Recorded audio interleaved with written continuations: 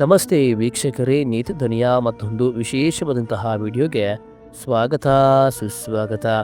ವೀಕ್ಷಕರೇ, ರಾಮಾಯಣದಲ್ಲಿ ನಾವು ರಾಮನನ್ನ ಮರ್ಯಾದಾ ಪುರುಷೋತ್ತಮ ಎಂದು ಕರೆಯುತ್ತೇವೆ. ಇಂತಹ ಕಷ್ಟ ಬಂದರೂ ತಾಳ್ಮೆ ಕಳೆದುಕೊಳ್ಳದೆ ಕೋಪಗೊಳ್ಳದ ಶಾಂತಮೂರ್ತಿ ನಮ್ಮ ಶ್ರೀರಾಮ. ಆದರೆ ನಿಮಗೆ ಗೊತ್ತಾ, ಇದೇ ರಾಮ ಒಮ್ಮೆ ತನ್ನ ತಾಳ್ಮೆಯ ಕಟ್ಟೆ ಒಡೆದು ಇಡೀ ಭೂಮಂಡಲವನ್ನೇ ನಾಶ ಮಾಡಲು ಮುಂದಾಗಿದ್ದನು. ಹೌದು, ರಾಮನ ಕೋಪಕ್ಕೆ ಸ್ವತಃ ದೇವತೆಗಳೇ ನಡುಗಿ ಹೋಗಿದ್ದರು. ಅಷ್ಟಕ್ಕೂ ಶಾಂತ ಸ್ವಭಾವದ ರಾಮನಿಗೆ ಇಷ್ಟೊಂದು ಕೋಪ ಬರಲು ಕಾರಣವಾದರೂ ಏನು? ಸೀತೆ ಭೂಮಿಯ ಒಡಲು ಸೇರಿದಾಗ ರಾಮ ಮಾಡಿದ್ದಾದರೂ ಏನು? ಈ ರೋಚಕ ಮತ್ತು ಕಣ್ಣೀರು ತರಿಸುವ ಕಥೆಯನ್ನ ಇಂದಿನ ಈ ವಿಡಿಯೋದಲ್ಲಿ ತಿಳಿಯೋಣ. ನಿತ್ಯಧ್ವನಿಯ ಮಾಹಿತಿಗಳು ಹಾಗೂ ವಿಡಿಯೋಗಳು ನಿಮಗೆ ಇಷ್ಟವಾದರೆ ದಯವಿಟ್ಟು ಲೈಕ್ ಮಾಡಿ, ಕಮೆಂಟ್ ಮಾಡಿ, ಹಾಗೆ ನಮ್ಮ ಚಾನಲ್ ಸಬ್ಸ್ಕ್ರೈಬ್ ಆಗುವುದನ್ನು ಮರೆಯಬೇಡಿ. ರಾವಣನನ್ನ ಸಂಹರಿಸಿ 14 ವರ್ಷಗಳ ವನವಾಸ ಮುಗಿಸಿ ರಾಮ ಅಯೋಧ್ಯೆಗೆ ಮರಳಿದಾಗ ಎಲ್ಲೆಡೆ ಸಂಭ್ರಮವಿತ್ತು. ಆದರೆ ಸಂಭ್ರಮ ಹೆಚ್ಚು ದಿನ ಉಳಿಯಲಿಲ್ಲ.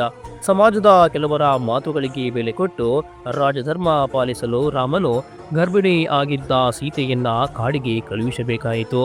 ವಾಲ್ಮೀಕಿ ಆಶ್ರಮದಲ್ಲಿ ಲವ ಮತ್ತು ಕುಸರಿಗೆ ಜನ್ಮ ನೀಡಿದ ಸೀತೆ ತಾನು ಅನುಭವಿಸಿದ ನೋವನ್ನೆಲ್ಲ ನುಂಗಿಕೊಂಡು ಮಕ್ಕಳನ್ನ ಬೆಳೆಸಿದಳು. ಆದರೆ ವಿಧಿಯಾಟ ಬೇರೆಯೇ ಇತ್ತು. ರಾಮ ಅಶ್ವಮೇಧ ಯಾಗವನ್ನ ಮಾಡಿದಾಗ ಲವಕುಸರು ಅಯೋಧ್ಯೆಗೆ ಬಂದು ರಾಮಾಯಣವನ್ನ ಹಾಡುತ್ತಾರೆ. ಆಗ ರಾಮನಿಗೆ ಇವರು ತನ್ನದೇ ಮಕ್ಕಳೆಂಬ ಸತ್ಯ ತಿಳಿಯುತ್ತದೆ.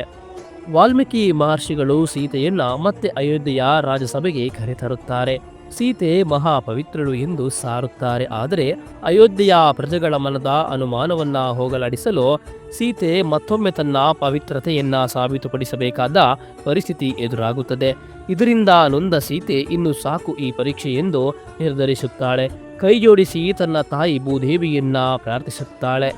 ಹೇ ಭೂಮಿ ತಾಯಿ, ನಾನು ಮನಸ್ಸಿನಲ್ಲೂ ರಾಮನನ್ನ ಬಿಟ್ಟು ಬೇರೆ ಪುರುಷನ ಬಗ್ಗೆ ಯೋಚಿಸದಿದ್ದರೂ ನಾನು ಪರಿಶುದ್ಧಳಾಗಿದ್ದರೆ ಈಗಲೇ ನಿನ್ನೊಡಲಿಗೆ ನನಗೆ ಆಶ್ರಯ ನೀಡು ತಾಯಿ, ನನ್ನನ್ನ ಕರೆದುಕೊಂಡು ಬಿಡು ಎಂದು ಕೇಳುತ್ತಾಳೆ. ಸೀತೆಯ ಆ ಆರ್ತನಾದಕ್ಕೆ ಸಾಕ್ಷಾತ್ ಭೂತಾಯಿಯೇ ಸ್ಪಂದಿಸಿದಳು. ನೋಡುತ್ತಿದ್ದಂತೆ ರಾಜಸಭೆಯಲ್ಲಿ ಭೂಮಿ ಭೀಕರವಾಗಿ ಬಡಿಯಿತು. ಭೂದೇವಿ ರತ್ನಖಚಿತ ಸಿಂಹಾಸನದ ಮೇಲೆ ಪ್ರತ್ಯಕ್ಷಳಾಗಿ ತನ್ನ ಮಗಳು ಸೀತೆಯನ್ನ ಪ್ರೀತಿಯಿಂದ ಮಡಲಿಗೆ ಸೇರಿಸಿಕೊಂಡಳು. ರಾಮನು ಸೀತೆ ಸೀತೆ ನಿಲ್ಲು ಎಂದು ಕೂಗುವಷ್ಟರಲ್ಲಿ ಸೀತೆ ಭೂಗರ್ಭದೊಳಗೆ ಲೀನವಾಗಿ ಹೋದಳು. ಎಲ್ಲವೂ ಮುಗಿದೇ ಹೋಯಿತು. ವೀಕ್ಷಕರೇ, ನಿಜವಾದ ಕತೆ ಪ್ರಾರಂಭವಾಗುವುದೇ ಇಲ್ಲಿಂದ. ಕಣ್ಣ ಮುಂದೆಯೇ ತನ್ನ ಪ್ರೀತಿಯ ಪತ್ನಿ ಪಾತಾಳ ಸೇರಿದ್ದನ್ನ ಕಂಡ ರಾಮನಿಗೆ ಆದ ಆಘಾತ ಅಷ್ಟಿಷ್ಟಲ್ಲ. ಆ ದುಃಖ ಒಮ್ಮೆಲೆ ಕೋಪವಾಗಿ ಜ್ವಾಲಾಮುಖಿಯಂತೆ ಸ್ಫೋಟಗೊಂಡಿತು. ಆಗ ರಾಮನು ಭೂಮಿಯನ್ನ ದ್ವೇಷಿಸಿ ಗರ್ಜಿಸುತ್ತಾನೆ. ಎಲೇ ವಸುಂಧರೆ, ನನ್ನ ಸೀತೆಯನ್ನ ನನಗೆ ಹಿಂದಿರುಗಿಸು, ಇಲ್ಲದಿದ್ದರೆ ಈ ಕ್ಷಣವೇ ನಾನು ನಿನ್ನನ್ನ ನಾಶ ಮಾಡುತ್ತೇನೆ. ಪರ್ವತಗಳನ್ನ ಪುಡಿಗಟ್ಟಿ ಸಮುದ್ರ ಮತ್ತು ಭೂಮಿಯನ್ನ ಒಂದು ಮಾಡಿ ಜಲ ಪ್ರಳಯವನ್ನ ಸೃಷ್ಟಿಸುತ್ತೇನೆ ಎಂದು ರಾಮನು ಹೇಳುತ್ತಾನೆ. ರಾಮನು ತನ್ನ ಕೋದಂಡ ಬಿಲ್ಲನ್ನ ಎತ್ತಿ ಭೂಮಿಯನ್ನ ಸರ್ವನಾಶ ಮಾಡಲು ಮುಂದಾಗುತ್ತಾನೆ.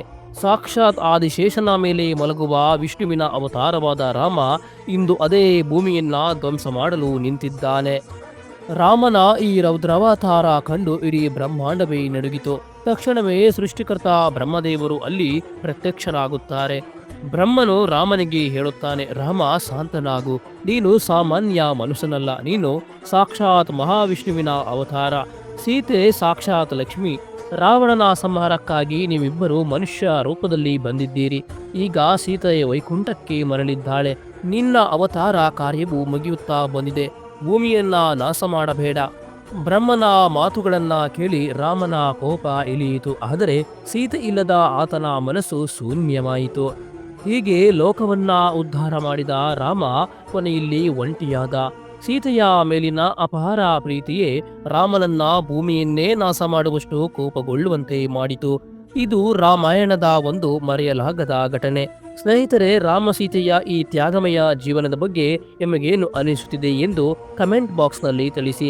ಇಂತಹ ರೋಚಕ ಪೌರಾಣಿಕ ಕಥೆಗಳಿಗಾಗಿ ನಮ್ಮ ಚಾನಲ್ ಸಬ್ಸ್ಕ್ರೈಬ್ ಮಾಡಿಕೊಳ್ಳೋದನ್ನು ದಯವಿಟ್ಟು ಮರೆಯಬೇಡಿ. ಹಾಗೆ ನಿತ್ಯಧ್ವನಿಯ ಮಾಹಿತಿಗಳು ಹಾಗೂ ವಿಡಿಯೋಗಳು ನಿಮಗೆ ಇಷ್ಟವಾದರೆ ದಯವಿಟ್ಟು ಶೇರ್ ಮಾಡಿ, ಕಮೆಂಟ್ ಮಾಡಿ, ಲೈಕ್ ಮಾಡಿ, ಹಾಗೆ ನಮ್ಮ ಚಾನಲ್ ಸಬ್ಸ್ಕ್ರೈಬ್ ಆಗುವುದನ್ನು ಮರೆಯಬೇಡಿ. ಧನ್ಯವಾದಗಳು. ಮುಂದಿನ ವಿಡಿಯೋದಲ್ಲಿ ಇಂಥದ್ದೇ ಒಂದು ರೋಚಕ ಹಾಗೂ ವಿಶೇಷವಾದ ವಿಡಿಯೋದೊಂದಿಗೆ ಬರುತ್ತೇವೆ. ಧನ್ಯವಾದಗಳು.